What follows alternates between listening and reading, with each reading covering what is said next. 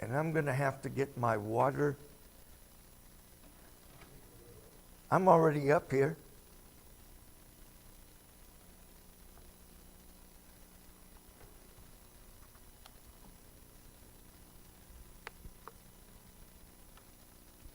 Most of you may remember that I have what's called Sjogren's, and it's really been acting up.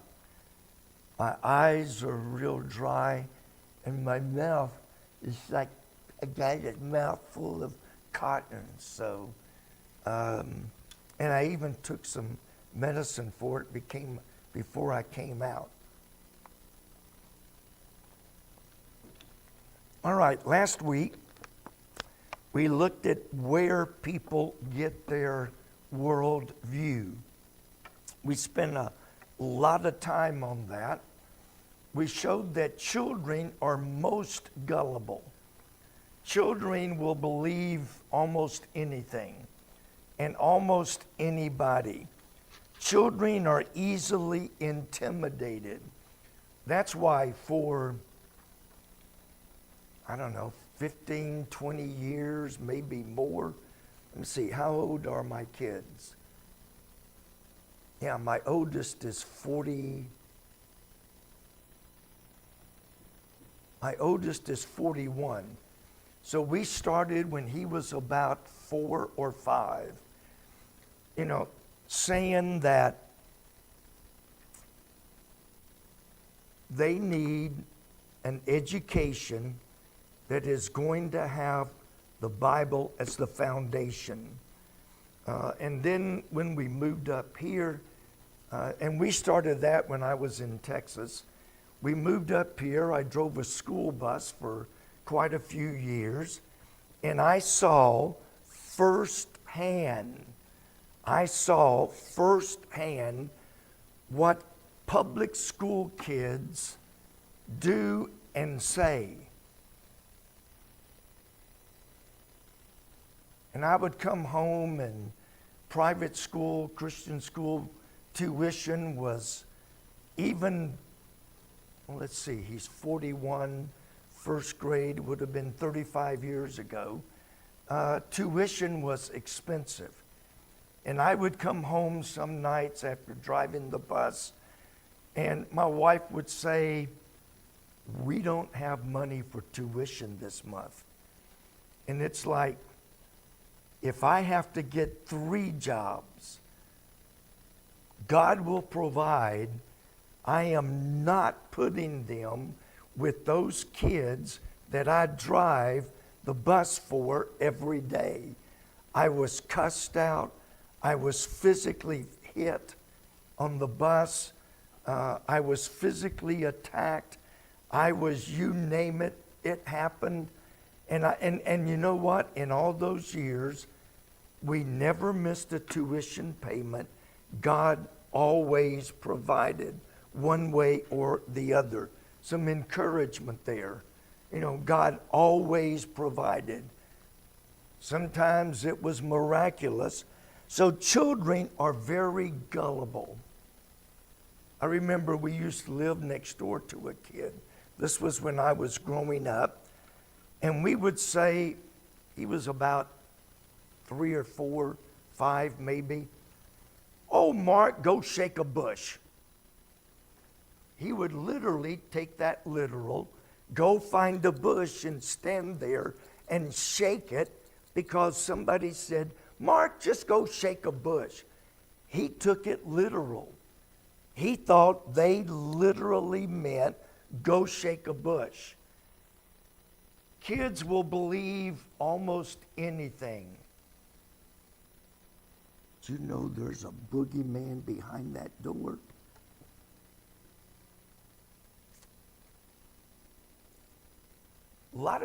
You're smarter than that. But a lot of kids would believe it. They believe anything. And when it's reinforced from their parents, "Dad, what about dinosaurs?" "Oh, dinosaurs were fictitious. Dinosaurs never existed." And growing up, that was the answer most parents, they go to Sunday school. Dinosaurs were treated like fairy tales. And so they go to school, they see these dinosaur pictures, they see these bones of dinosaurs, and it's like, Mom and Dad said they don't exist. Sunday school teacher said they don't exist, but right there they are. And they're going to believe what they see. And then we saw at church, growing up, I bet if we had asked 99% of the teachers in the church I grew up in, they would have said dinosaurs are fairy tales because they didn't know what to say. Then we saw school where evolution is now one of the better things they teach. And I say that tongue in cheek. Let's see, evolution, or you're a girl and we will get you surgery to make you a girl and we won't tell your parents. Oh, they're not teaching that. They're teaching that in K4, K5, first grade. They're teaching that. They read books and millions of years ago. You know, we went through a lot of that. Even Mickey Mouse. When I was a kid, Mickey Mouse was a nice rat that did all kinds of things. Now, I watch Mickey Mouse with one of our grandkids. You can't even watch Mickey Mouse anymore. Mickey Mouse teaches millions and millions of years ago. As parents, God gave the responsibility to train up our children in the way they should go. He gave it to Mom and Dad, with Dad being the ultimate one that's going to give an account to God. So the responsibility for training from the earliest books of Genesis right all the way down through history, training children was the responsibility of the home. One of the greatest things that ruined our country was during the World War, men went off to fight and women started running the factories and everything else. Then when the men came home, the women were used to working, and besides, it was really nice having two incomes. And so the home turned the education over to the school, which, by the way, if you have the ladies been, and this might be a church trip rather than a ladies trip. We used to go frequently. It was somewhere up around close to Indianapolis. It was an actual village. They had taken houses and buildings, real buildings that were actual buildings back in the 1800s, early 1900s, and they made this little village, and they would cook just like they did. Everything in this village was just like it would have been 150, 200 years ago. And do you know where they went to school? Anybody know where they went to school? Church. And when we went there, they took us into the church, sat us down. Okay, you're in first grade, so first grade sits over here. You're in second grade sits over here, and they divided us up. All right, first grade, you read this book, pages 1 through 5. Second grade, you do this. Third grade, you memorize 1 + 1 And they divided it all up, but it was in the church. The church was responsible for educating in conjunction with the home, because everybody understood it's the job of, first and foremost, the parents to train up our children. Then the Great Commission. You preach the gospel, God saves them, you baptize them, then you teach them to observe all things. But it was always started in the home. Now, looking at chapter 1. In the beginning, I said we're going to look at a biblical worldview. In the beginning, God. As I began thinking about this and trying to outline it, in verse 1, Genesis 1:1, in the beginning God created the heavens and the earth. Then in verse 2, it starts off, how do we know God exists? And then in verse 3, it gives scientific explanations how we can know God exists. In verse 5, it explains scientifically how we can know God exists. Some of you are still looking for that verse. I made up everything after verse 1. In the Bible, God never tries to prove that He exists. He never tries to prove that He exists. He simply declared in the beginning God. He never tried to offer up proof to convince people to believe in God. He declared it as a fact.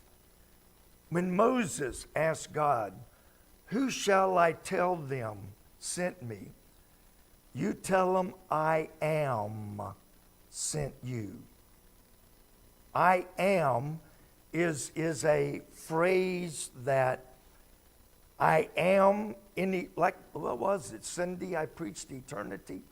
I am, I wasn't, I am and I will be. I am always. I am eternal. I am present. I am eternal. There is no time with eternity. God says, I am, and He never tries to prove it. This is where a lot of Christians get in trouble. Their worldview is so weak that somebody says, "How do you know God exists?" And it turns their world upside down. Well, how do I know? You know, it's kind of like Satan asked Eve, "If thou eatest thereof, thou shalt not die." If you don't know, you don't have to think about it. God exists. That is the foundation of everything I believe. God exists. He didn't exist in the past and then change in the present, and He's going to change again in the future. God is eternal. From eternity to eternity, God is. And God never tried to prove it. We get in trouble when we let the world take the course of the conversation.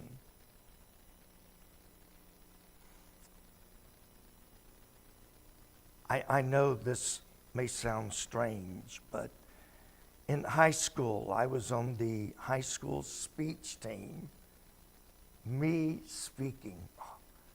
Me speaking in public. Oh. No, seriously, I was on the high school speech team, and I was on the debate team. One of the things in debate is you want to always be in control of the conversation. In college, I remember Brother Harvey was teaching debate class in college, and somehow he picked me to debate and prove. I had to prove that you're saved by baptism.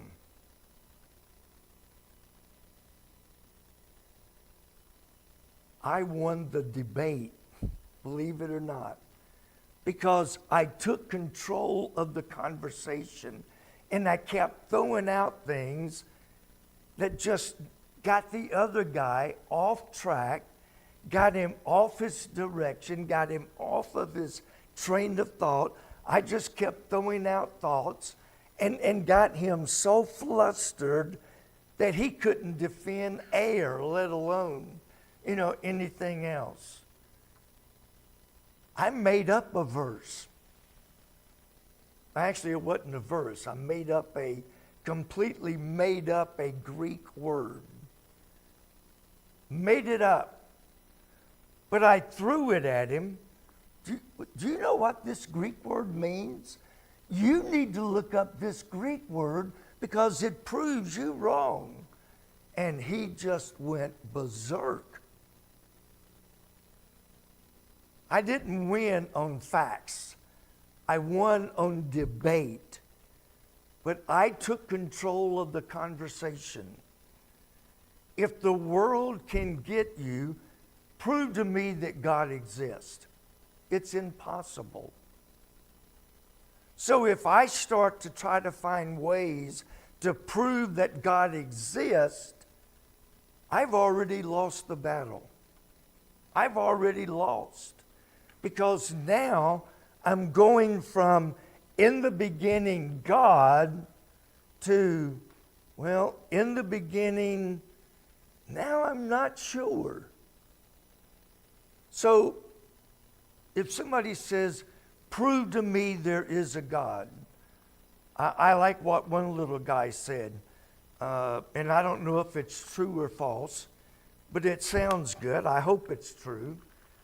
Kid was in class and the professor said, tell me where God is. And the student looked up and said, I'll tell you where God is if you tell me where he ain't.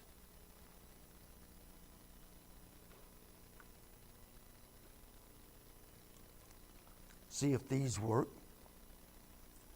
The kid took the attitude, I don't have to tell you where God is, because then I'm giving you control of the conversation.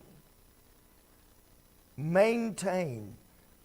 I don't care what science says. I remember, and yes, I was alive, when they first went into outer space, and I think we were first. Russia, if my memory is correct, Russia sent a space, not a shuttle, but what do you call those things in the first?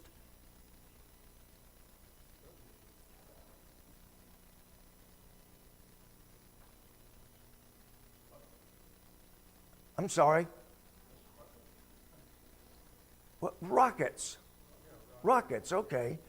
Russia sent a rocket up, and Khrushchev, this is what I read and was told, Khrushchev told his men, if you find God out there, let me know. It's like, if you find God, many Christians thought, he's in... But nobody stopped to think, wait a minute, he just took control of the conversation. If you find God, there's no if. So when people say, prove to me there is a God, don't do something God himself didn't do. God did not say, okay, I got 5 proofs that God exists. God said, in the beginning, God, that's all, that's where we need to start. That's where we need to stop. If our worldview turns the conversation over to the world, we've already lost, no matter what we come up with.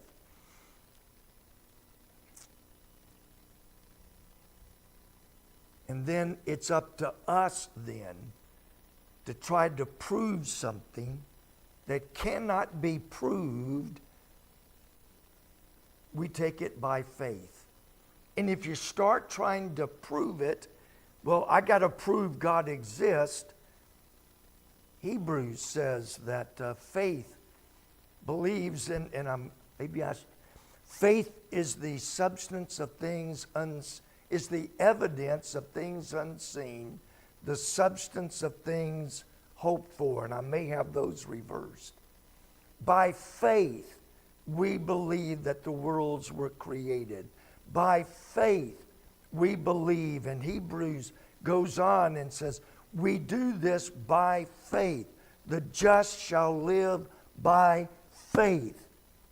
And the moment we let the world take that from us, we no longer are exercising faith, and we've lost our very premise.